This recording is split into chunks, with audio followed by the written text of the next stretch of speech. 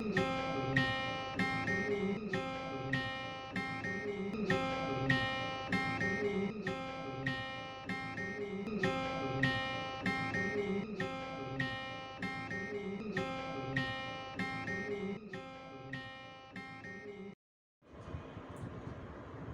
আলাইকুম সুপ্রিয় শিক্ষার্থীবৃন্দ, আশা করি তোমরা সবাই খুব ভালো আছো এবং সুস্থ আছো, সবাই নিয়মিত লেখাপড়া করছো।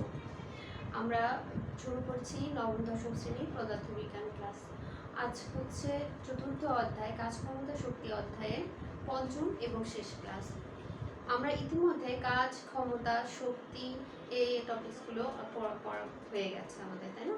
তো আজকে তোমরা পড়বে কর্মদক্ষতা এবং এই অধ্যায়ে কিছু গাণিতিক সমস্যা আমরা সমাধান করার চেষ্টা করব। কর্মদক্ষতা হচ্ছে কার্যকর একটা যন্ত্র যে পরিমাণ শক্তিকে কাজে পরিণত করতে পারে সেই কার্যকর শক্তি এবং যন্ত্রটা চালানোর জন্য যে শক্তি দেওয়া হয়েছিল সে প্রদত্ত শক্তির অনুপাতে শতকরা পরিমাণকে বলা হয় কর্মদক্ষতা। একে আমরা ক্ষমতা দিয়েও সংজ্ঞায়িত করতে পারি, অর্থাৎ কোনো যন্ত্রের কার্যকর ক্ষমতা এবং প্রদত্ত ক্ষমতার অনুপাতের শতকরা হারকে বলা হয় কর্মদক্ষতা। এটা কার্যকর শক্তিটা যদি W হয় এবং প্রদত্ত শক্তি যদি W প্রাইম হয় তাহলে W by W prime into 100%, P by P prime into 100%। এইভাবে আমরা কর্মদক্ষতা গণনা করতে পারি। তাহলে কর্মদক্ষতার একক কি হবে? যেহেতু এই কর্মদক্ষতা রাশিটা দুটি একই জাতীয় রাশির অনুপাত, এটাও শক্তি এটাও শক্তি, এটাও ক্ষমতা এটাও ক্ষমতা, অর্থাৎ দুটি একই জাতীয় রাশির অনুপাত, তাই এর কোনো একক এবং মাত্রা নেই। এখন যদি বলা হয় কোনো ইঞ্জিনের কর্মদক্ষতা 65% বলতে কি বোঝায়, তাহলে আমরা কি বলতে পারি যে দক্ষতা 65%, তার মানে হচ্ছে ইঞ্জিনটা ওই ইঞ্জিনের প্রদত্ত শক্তি যদি 100% হয় তাহলে এর কার্যকর শক্তি হবে 65%, এবং অপচয়কৃত শক্তি তাহলে কত হবে? অপচয়কৃত শক্তি হবে এই 100 থেকে 65 মাইনাস করলে যত হবে, অর্থাৎ 35%। তাহলে একে আমরা যদি লিখি, ভাষায় লিখি, কি লিখবো? এখান থেকে কি কেমন প্রশ্ন আসে দেখো, বিভিন্ন পরীক্ষায় এই টাইপের কিছু প্রশ্ন আসে। যেমন ধরো একটা প্রশ্ন আমরা দেখি, 20 কিলোওয়াট ক্ষমতার একটি ইঞ্জিন 3000 কেজি পানি 10 মিটার উচ্চতায় 0.5 মিনিটে উঠাতে পারে, তাহলে ইঞ্জিনটির কর্মদক্ষতা কত হবে? তাহলে এটা আমরা কিভাবে হিসাব করব? আমাদের সূত্র জানাই আছে। সূত্রটা কি? ইটা সমান হচ্ছে কার্যকর শক্তি। আচ্ছা, আমরা কোন সূত্রটি ইউজ করব? শক্তি দিয়ে করব না ক্ষমতা দিয়ে করব? আমাকে দেখতে হবে যে আমাকে কি কি দেয়া আছে, প্রশ্নে কি প্রদত্ত আছে। দেখো 20 কিলোওয়াট ক্ষমতার, তার মানে এত ক্ষমতার ইঞ্জিন, এটাই হচ্ছে তার প্রদত্ত ক্ষমতা। কিলোওয়াট মানে এটা ক্ষমতা রাখো, তাহলে প্রদত্ত, এটা হচ্ছে প্রদত্ত ক্ষমতা, তাহলে এটা দেয়া আছে। কার্যকর ক্ষমতা কি হবে? এই যে তথ্যগুলো আছে সেখান থেকে আমি কার্যকর ক্ষমতা বের করে নিব। তাহলে আমরা জানি ক্ষমতার একটা সূত্র আমরা ইতিমধ্যে পড়েছি যে ক্ষমতা P = mgh/t। কখন? যখন ভূমি থেকে কোনো কিছু উপরে ওঠে তখন ক্ষমতা P সমান হবে mgh/t। তাহলে এই সূত্র আমরা এখানেই প্রয়োগ করতে পারি। আর এই সূত্র প্রয়োগ করার সময় আমরা কর্মদক্ষতা নির্ণয়ের ক্ষেত্রে কোনটা করব? শক্তি দিয়ে করব না ক্ষমতা দিয়ে করব? যেহেতু আমার প্রশ্নে ক্ষমতা দেয়া আছে, প্রদত্ত ক্ষমতা, আর আমি তথ্য থেকে কার্যকর ক্ষমতা বের করে নিতে পারি, তাই আমি শক্তির সূত্রটা প্রয়োগ করব, ক্ষমতার সূত্রটা প্রয়োগ করব। আচ্ছা, তো এটা সমান হচ্ছে কার্যকর ক্ষমতা বাই হচ্ছে প্রদত্ত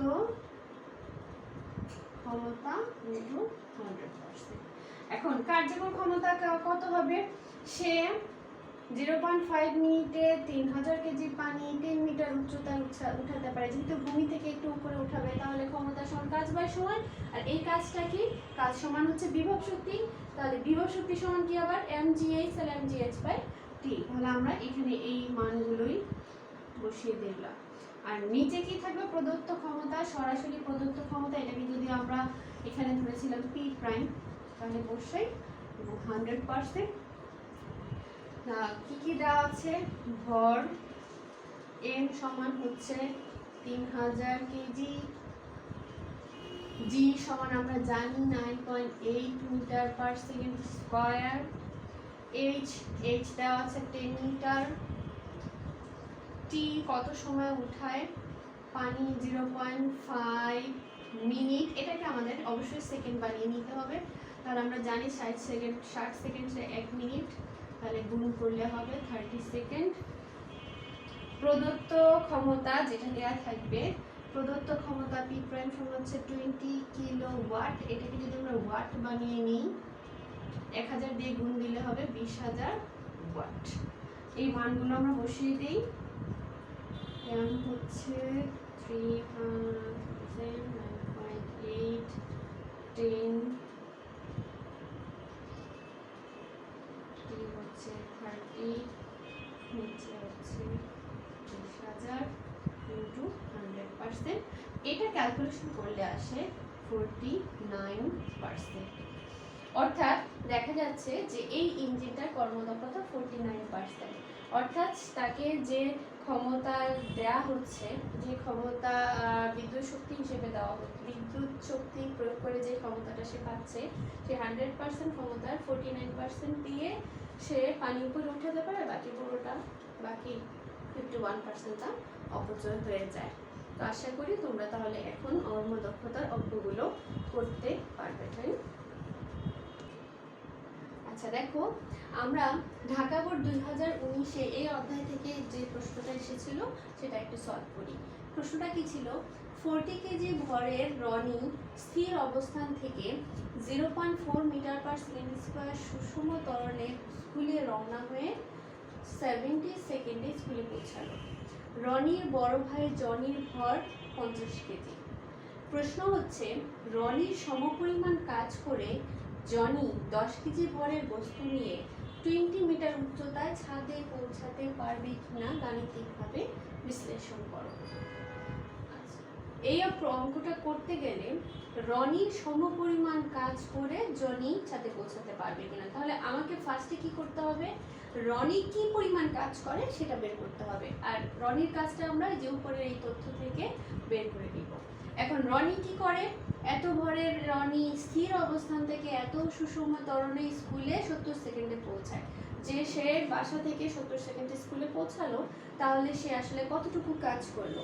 এটা আমরা কোন সূত্র দিয়ে কাজ বের করব? আমরা জানি কৃত কাজ, রনির কৃত কাজ W সমান কি হবে? রনি একটা জায়গা থেকে একটা নির্দিষ্ট ত্বরণে গতিশীল হয়ে সে অন্য একটা জায়গায় গেল, তাহলে তার গতির পরিবর্তন হলো, তার আস্তে আস্তে বেগ বৃদ্ধি পেল। তাহলে এখানে আসলে তার ভেতরে কি কাজ করলো? এই যে কাজ করলো সেই কাজ সমান হচ্ছে তার দ্বারা সম্পাদিত গতিশক্তি। অর্থাৎ গতিশক্তি সে যেহেতু গতিশীল হয়েছিল, তার গতিশক্তি যতটুকু হবে, সেই 70 সেকেন্ডে স্কুলে পৌঁছালে তার ভেতরে যতটুকু গতিশক্তি কাজ করেছিল সেই পরিমাণই সে তার দ্বারা কৃত কাজ সেই পরিমাণই হবে। তাহলে কৃত কাজ W ইকুয়াল টু রনির গতিশক্তি হাফ m1 v স্কয়ার, আমরা এটা বলতে পারি। তাহলে এখানে m1টা কি? m1 হচ্ছে রনির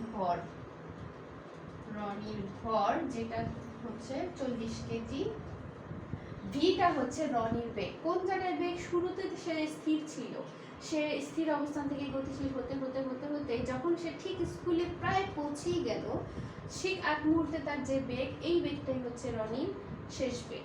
তাহলে ওই বেগটা কত সেটা আমি জানি না, সেটা আমাদের কি করতে হবে? ওই বেগটা আগে বের করে নিতে হবে। তাহলে এইটা বের করতে গেলে আমরা একটা গতি সমীকরণ জানি, v u plus a t। এখানে a u হচ্ছে রনির আদিবেগ, তাহলে u সমান কত? 0, যেহেতু সে স্থির অবস্থান থেকে চলছিল। a কত? রনির ত্বরণটা কত ছিল? 0.4 মিটার পার সেকেন্ড স্কয়ার। কত সময় সে পৌঁছালো? সময়টা কত ছিল 70 সেকেন্ড। এখন যদি আমরা এখানে বসিয়ে দেই, মানটা বসিয়ে দেই, তাহলে হাফ m1 হচ্ছে 40, ভি স্কয়ারের জায়গায় আমরা এই সূত্রটা ইউজ করব, u প্লাস at সমান হাফ ইন্টু 40, u এর মান 0, a হচ্ছে 0.4, t হচ্ছে 7। এই মানগুলো ক্যালকুলেশন 15,680 জুল। তাহলে আমরা রনির দ্বারা কৃত কাজ কিন্তু পেয়ে গেলাম কত, 15,680 জুল। এখন রনি যতটুকু কাজ করে রনির সমপরিমাণ কাজই যদি জনি করে, অর্থাৎ জনির দ্বারা কৃত কাজ যদি এই পরিমাণ জুলই হয়, তাহলে সে ওই পরিমাণ কাজ করে তার গায়ের সাথে আরো 10 কেজি ভরের একটি বস্তু নিয়ে এসে 20 মিটার উচ্চতার ছাদে পৌঁছাতে পারবে কিনা। এখন আমরা যদি এটা বের করি যে জনি এই পরিমাণ কাজ করলে সে কি পরিমাণ উচ্চতায় উঠাতে পারবে, এই কাজ করে সর্বোচ্চ কতটুকু উচ্চতায় উঠাতে পারবে, সেটা কি 20 মিটারের কম না বেশি। যদি কম হয় তাহলে তো সে ছাদ পর্যন্ত এই কাজ করে সে ছাদ পর্যন্ত পৌঁছাতে পারবে না, আর যদি বেশি হয় তাহলে এই কাজ দ্বারা, এই পরিমাণ কাজ দ্বারা তার ছাদে পৌঁছানো সম্ভব। তাহলে আমি এভাবে করতে পারি অঙ্কটা। এই অঙ্ক বিভিন্নভাবে করা যায়। তো আমরা যদি এইভাবে করি যে এই পরিমাণ কাজ করি সে সর্বোচ্চ কত উচ্চতায় উঠে সেটা বের করি, তাহলে করা যাবে। তো আমরা করি জনি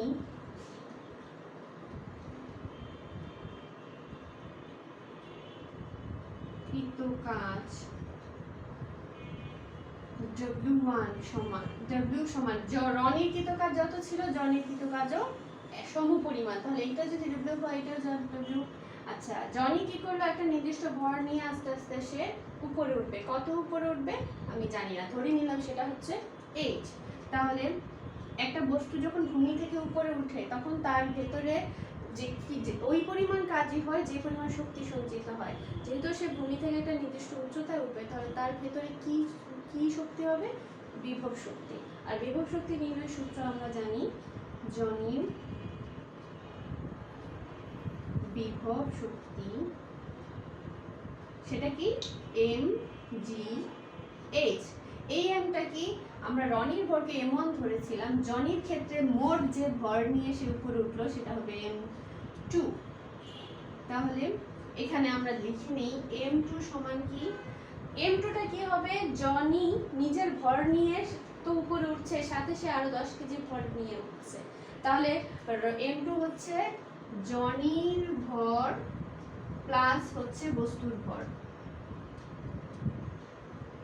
দুটো মিলে কত হয় 50 প্লাস 10 সমান হচ্ছে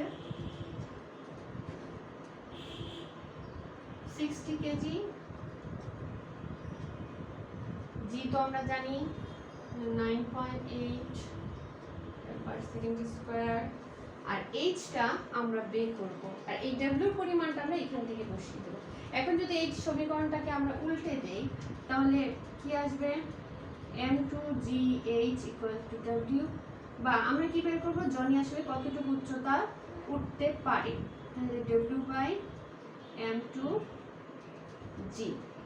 w এর মান আমরা এখান থেকে বসিয়ে দেই 15680, m2 হচ্ছে 69.8। এটা করলে যে মানটা বের হবে সেটা হবে টুম্পা কাট আল্লাহ রে আল্লাহ। তো এখানে ক্যালকুলেশনটা করলে রেজাল্ট বের হয় 26.67 মিটার। এখন প্রশ্ন ছিল সে 20 মিটার উচ্চতায় উঠাতে পারবে কিনা, পৌঁছাতে পারবে কিনা। এই পরিমাণ কাজ দ্বারা সে 26.67 মিটার পর্যন্ত উঠতে পারে। তাহলে 20 মিটার উঠাতে তার জন্য কোনো ব্যাপারই না, যেহেতু h greater than 20, সুতরাং জনি ছাদে পৌঁছাতে পারবে। ওকে, তাহলে এই ধরনের অঙ্ক আশা করি তোমরা করবে, বাসায় আরো অনেক বেশি প্র্যাকটিস করবে। আর এই ধরনের অঙ্কগুলো যত যত বেশি প্র্যাকটিস করবে তোমাদের জন্য আরও তত সহজ হয়ে যাবে। আচ্ছা, আমরা এখন ঢাকা বোর্ড 2020 অর্থাৎ এই বছর এসএসসি পরীক্ষায় এই অধ্যায় থেকে যে প্রশ্নটা এসেছিল সেই প্রশ্নটা সলভ করি। ঠিক আছে, কি এসেছিল দেখো, দুটো দৃশ্য দেয়া ছিল। দৃশ্য একে ছিল একটি যন্ত্রের সাহায্যে 500 কেজি পানি 5 মিনিটে 50 মিটার উচ্চতায় উঠানো হলো, যন্ত্রটির কর্মদক্ষতা দেওয়া আছে 45%। দৃশ্য 2 ছিল 4 কেজি ভরের একটি বস্তুকে 40 মিটার পার সেকেন্ড বেগে খাড়া উপরে নিক্ষেপ করা হলো। গ নম্বর প্রশ্নটা ছিল দৃশ্য 2 এ কত উচ্চতায় বস্তুটির বিভব শক্তি গতিশক্তির দ্বিগুণ হবে। কত উচ্চতায় বিভব শক্তি গতিশক্তির দ্বিগুণ হবে, এটা আমাদের প্রথম দৃশ্য না দ্বিতীয় দৃশ্য থেকে প্রশ্নটা করা হলো। তাহলে আমরা বিভব শক্তি নির্ণয়ের সূত্র জানি, গতিশক্তি নির্ণয়ের সূত্র জানি, তাহলে এখানে করতে গেলে আমাকে বিভব শক্তির সূত্র। আচ্ছা, তাহলে এখানে আমার বিভব শক্তি নির্ণয় করতে গেলে আমরা জানি বিভব শক্তি V সমান mgh, গতিশক্তি T সমান হাফ mv স্কয়ার। তো আমি ধরে নিচ্ছি যে ভূমি থেকে x উচ্চতায় বস্তুটির বিভব শক্তি গতিশক্তির দ্বিগুণ হবে। যে এই চিত্রটা খেয়াল করো, মনে করো বস্তুটা এই ভূমিতে এখানে ছিল, সে উপরে যখন নিক্ষেপ করা হলো বস্তুটা উপরের দিকে উঠছে, উঠতে উঠতে উঠতে উঠতে ধরলাম যখন সে ঠিক x পরিমাণ উপরে উঠে গেল তখন তার বিভব শক্তি ভিটা হচ্ছে গতিশক্তির দ্বিগুণের সমান হবে। ঠিক আছে, তাহলে আমাকে এই জায়গাটায় আমি যদি কত উচ্চতায় বিভব শক্তি গতিশক্তির দ্বিগুণ হবে এটা বের করতে চাই, তাহলে এই বিভব শক্তি গতিশক্তির দ্বিগুণ এটা ধরে নিয়েই ওই উচ্চতাটা বের করতে হবে। আমরা এই ধরে নিব যে দ্বিগুণ হবেই একটা নির্দিষ্ট উচ্চতায়, তারপর ওই উচ্চতাটা আমাদের বের করলে অঙ্কটা হয়ে যায়। তো ধরে নিলাম x উচ্চতায় v আর t বিভব শক্তি গতিশক্তির দ্বিগুণ হবে, তাহলে x উচ্চতায় তার বিভব শক্তি বের করি। x উচ্চতায় বস্তুটির বিভব শক্তি v সমান আমরা জানি mgh, কিন্তু যেহেতু ধরে নিয়েছি সে x উচ্চতায় বের করব, তাহলে এই ক্ষেত্রে বস্তুটা ভূমি থেকে x পরিমাণ উপরে উঠলো, তাই এখানে h এর জায়গায় হবে x। আচ্ছা, তাহলে x উচ্চতায় গতিশক্তি কত হবে, আমরা যে গতিশক্তির সূত্র জানি t = হাফ mv স্কয়ার। এখন v স্কয়ারের মান তো মানে এখানে কোথাও দেয়া নাই, তাহলে v স্কয়ারটাকে আমরা একটু ভেঙে নেব। কিভাবে, আমরা গতির একটা সমীকরণ জানি, v square equals u square plus 2gh। এই সমীকরণটাকে একটু মডিফাই করব। কিভাবে, এই বস্তুটার ক্ষেত্রে এই বস্তুটা ভূমিতে যখন ছিল, ভূমি স্পর্শ করা মুহূর্তে, তখন তার একটা ইউ ছিল যেটা আমার প্রশ্নে দেয়া আছে, এটাই হচ্ছে আমার ইউ।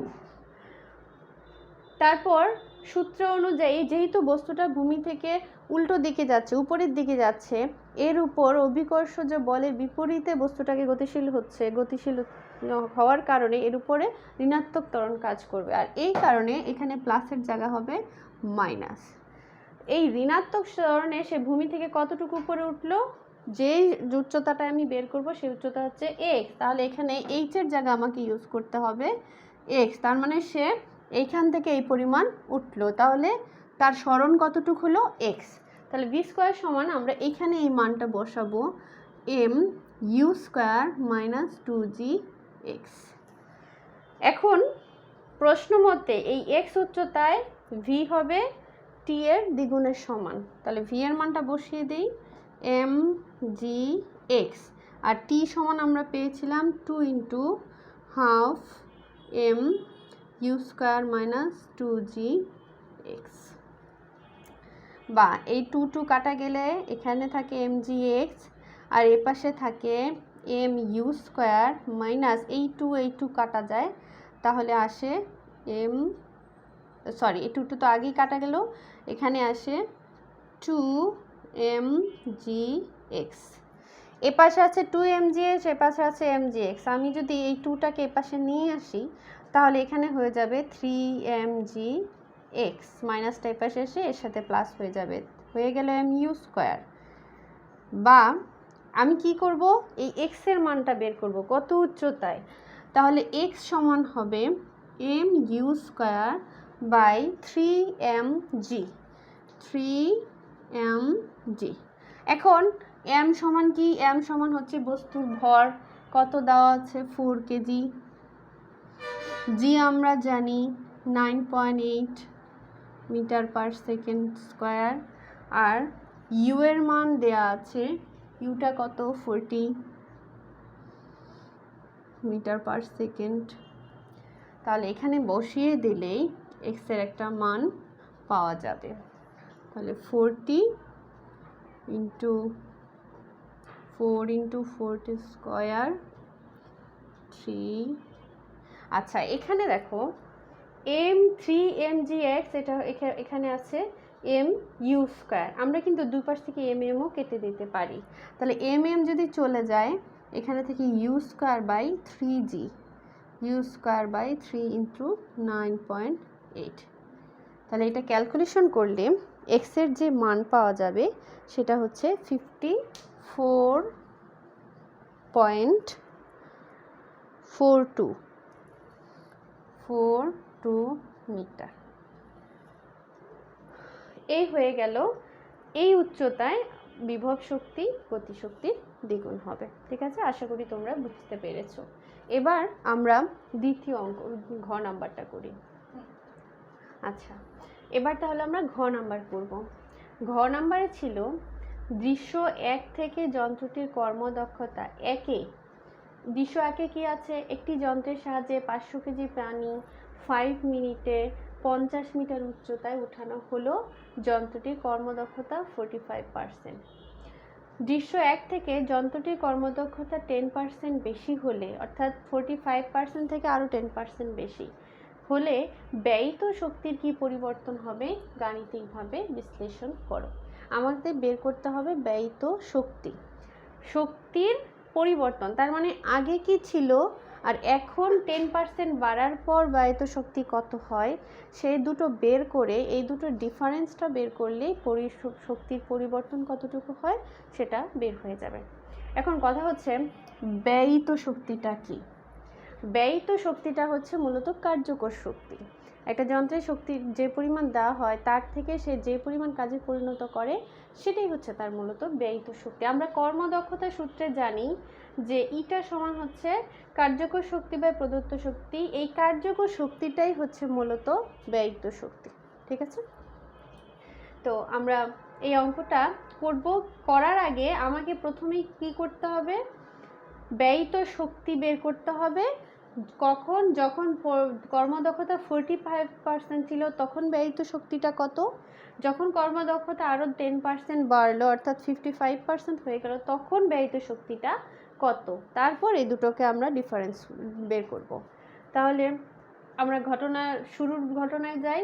একটি যন্ত্রের সাহায্যে 500 কেজি পানি 5 মিনিটে 10 মিটার উচ্চতায় উঠানো হলো। আমি কি বের করব, ওই সময় এই কর্মদক্ষতার যন্ত্রটি দ্বারা ব্যয়িত শক্তি। যেহেতু শক্তি চেয়েছে আমরা কর্মদক্ষতার সূত্রে শক্তি সূত্রটা ইউজ করব। তো কিভাবে করি দেখো, যন্ত্রটির ব্যয়িত শক্তি, আমরা যে একটা যন্ত্র কি পরিমাণ কাজ করতে পারে, যেহেতু সে পানি ভূমি থেকে 500 কেজি পানি ভূমি থেকে 50 মিটার উচ্চতা উঠায়, তাহলে বস্তুটির দ্বারা সম্পাদিত কাজ সমান হচ্ছে বস্তুটির বিভব শক্তি, আর বিভব শক্তিই হচ্ছে তার মূলত ব্যয়িত শক্তি। তো যন্ত্রটির বিভব শক্তি বা ব্যয়িত শক্তি ই ধরে নিলাম U1 সমান হচ্ছে আমরা জানি mgh। এম এর মানটা কত দেয়া আছে 500 কেজি, জি এর মান আমরা জানি, এইচটা হচ্ছে দেয়া আছে 50 মিটার। এই 5 মিনিটসটা আমার এই অঙ্কটা করতে লাগবে না, এটা ছাড়াই আমরা অঙ্কটা করে ফেলতে পারি। তাহলে mgh এর মান বসালে যে রেজাল্টটা পাওয়া যায় এটা হচ্ছে 245000 জুল। তাহলে আমরা ব্যয়িত শক্তিটা পেয়ে গেলাম। এখন আমরা কি বের করব, কর্মদক্ষতা যদি 10% বাড়ানো হয় তাহলে ব্যয়িত শক্তিটা কত।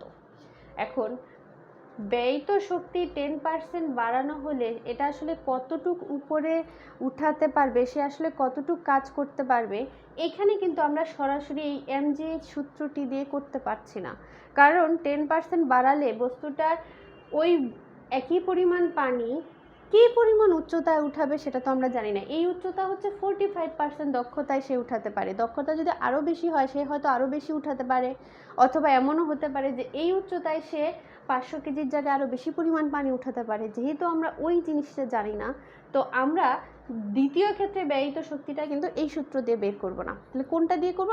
আমরা জানি ব্যয়িত শক্তি আরেকটা কোথায় আছে, কর্মদক্ষতার সূত্রে, যে কোনো যন্ত্রের কর্মদক্ষতা এটা সমান হচ্ছে ব্যয়িত শক্তি বাই প্রদত্ত শক্তি। তাহলে এখানেও কিন্তু আমরা একটা ব্যয়িত শক্তি পাই। তাহলে এই ব্যয়িত শক্তিটা কখন আমাকে বের করতে হবে? যখন 10% বাড়বে। তাহলে 10% বাড়লে ব্যয়িত শক্তিটা বের করতে হলে আমাকে কিন্তু প্রদত্ত শক্তি জানতে হবে, কর্মদক্ষতা জানতে হবে। এখন কর্মদক্ষতা 45%, তার সাথে 10% যোগ করলে 55% আমি জেনে গেলাম, কিন্তু প্রদত্ত শক্তিটা তো আমি জানি না, কারণ আমার প্রশ্নে কিন্তু প্রদত্ত শক্তি দেয়া নেই। তাহলে আমি কি করব? শুরুতে যে আমার দৃশ্য একে যে তথ্যগুলো দেয়া আছে এখান থেকে প্রথমে আমি প্রদত্ত শক্তি বের করব। তাহলে আমার প্রথম ক্ষেত্রে ব্যয়িত শক্তি বের হওয়ার পর আমি এখন প্রদত্ত শক্তি আসলে কত দেয়া হয়েছিল প্রথমেই সেটা বের করে নিলাম। কিভাবে? আমরা জানি যন্ত্রটির কর্মদক্ষতা এটা সমান ব্যয়িত শক্তি বাই প্রদত্ত শক্তি।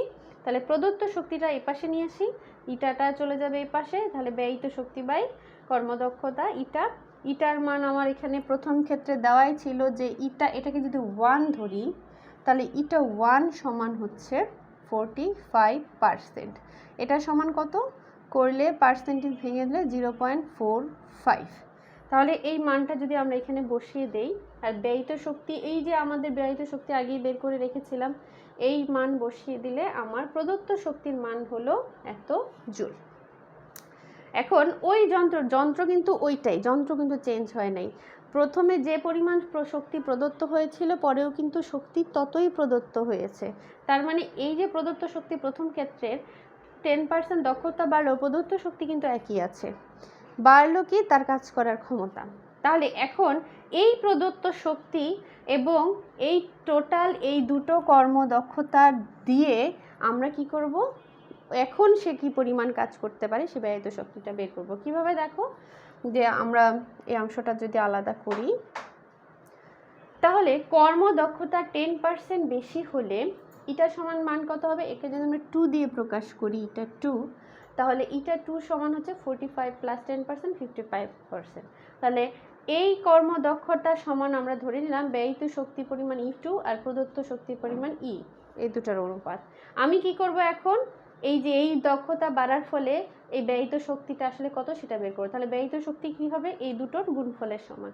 একে যদি এই পাশে নিয়ে যাই আর এই পাশের ব্যয়িত শক্তিটা যদি এ পাশে আনি, তাহলে আমাদের ক্যালকুলেশনে আসে ব্যয়িত শক্তি সমান হচ্ছে ইটা 2 ইন্টু হচ্ছে প্রদত্ত শক্তি। এই প্রদত্ত শক্তি আমরা এখানে বের করে রেখেছি, তাহলে এই প্রদত্ত শক্তির মান বসিয়ে দিলাম। ইটা 2 দ্বিতীয় ক্ষেত্রে বাড়ার পর কর্মদক্ষতা যত সেটা বসিয়ে দিলাম, করে ফেললাম, আমার এই মান আসলো। তাহলে যেহেতু কর্মদক্ষতা বাড়লে ব্যয়িত শক্তির পরিমাণ বাড়ে, তাহলে আমরা এই যে বেশিটা থেকে কমটা কি করব? মাইনাস করে দিব। তাহলে E2 থেকে যদি E1টা মাইনাস করে দেই, তাহলে ব্যয়িত শক্তির কি পরিবর্তন হলো আমরা সেটা পেয়ে গেলাম। ঠিক আছে? ওকে, তো আমরা এই অধ্যায়ের কাজ, শক্তি, ক্ষমতা, শক্তির রূপান্তর, কর্মদক্ষতা, বিভিন্ন টপিকস আমরা আলোচনা করেছি। তোমরা যদি শুরু থেকে ক্লাসগুলো করে থাকো আশা করি তোমরা বুঝতে পারবে। অনুশীলনের তো কোনো বিকল্প নেই, তুমি যত বেশি অনুশীলন করবে তোমার কাছে বিষয়বস্তু তত বেশি সহজ হবে। তাই এই টপিকস আলোচনার ক্ষেত্রে যে অঙ্কগুলো করানো হয়েছে তোমরা এগুলো বারবার করবে, এবং এছাড়াও তোমরা বিভিন্ন টেস্ট পেপার থেকে, বিশেষ করে গত বছরে যে টেস্ট পেপারটা ছিল পুরনো স্টুডেন্টদের কাছ থেকে সংগ্রহ করে ওই টেস্ট পেপারটা বাসায় সলিউশন করার চেষ্টা করবে। যত বেশি অঙ্ক প্র্যাকটিস করবে তত বেশি তোমাদের বিষয়বস্তু সহজ হবে এবং আয়ত্তে চলে আসবে। তো আগামী দিনে তোমাদের এইটাই হচ্ছে এই ঢাকা বোর্ড 2020-এর প্রশ্নটাই তোমাদের HW থাকছে। তোমরা এটা সুন্দর করে HW খাতায় করে তোমাদের খাতার উপরে নাম, রোল, শ্রেণী, শাখা লিখে দুদিনের মধ্যে জমা দিয়ে দিবে। এই ক্লাসটা যেখানে দেখছো সেই ক্লাসের কমেন্টসে দিয়ে দিবে। ঠিক আছে? তো তোমরা ভালো থাকো, বাসায় অনেক বেশি পড়াশোনা করবে, সুস্থ থাকবে, স্বাস্থ্যবিধির নিয়ম মেনে চলবে। সবাই ভালো থাকো, তোমাদের সুন্দর জীবন কামনা করে আজকের মতো এখানে শেষ করছি। খুদা হাফেজ।